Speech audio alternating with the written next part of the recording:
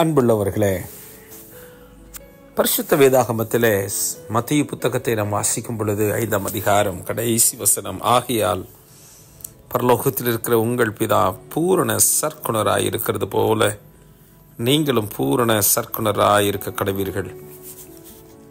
உங்களுடைய பிதா பூரண சற்குணராய் இருக்கிறது போல நீங்களும் அப்படியே இருக்க கடவீர்கள். பெர்ஃபெக்ட்னஸ், அதுதான் ஆண்டுடைய குணம்.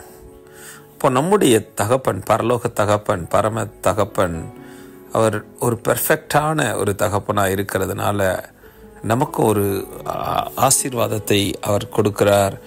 ஒரு அழைப்பை, ஒரு சவாலை விடுகிறார். என்னவென்றால், அவரை போல நாமும் பூரண சற்குணம் உள்ளவர்களாக வாழ்வதற்கு. பாருங்க, இதுதான் பிளஸிங்.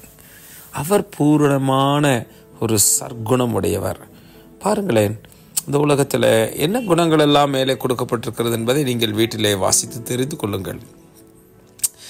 நிச்சயமாகவே இந்த குணங்கள் எல்லாம் நம்முடைய வாழ்க்கையில் கடந்து வரும் பொழுது மாபெரும் மாற்றங்கள். பாருங்கள், ஒரு பூரணம் நமக்குள் உண்டாகிறது. எப்பொழுது இயேசு நமக்குள் வரும் பொழுது, இயேசுவால் மட்டுமே அந்த பூரண குணம் நம்மால் பெற்றுக்கொள்ள முடியும். நாம் நம்முடைய சிந்தனைகளினால் அல்ல, நம்முடைய செயல்பாட்டுகளினால் அல்ல, நம்முடைய திறமையினால் பூரண சற்குணம் உள்ளவர்களாய் மாறுவதும் அல்ல.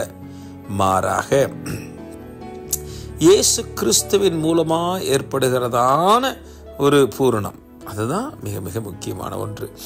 அந்த பூரணமான குணம் நம்முடைய உள்ளத்தில் நிறைய இருக்கட்டும்.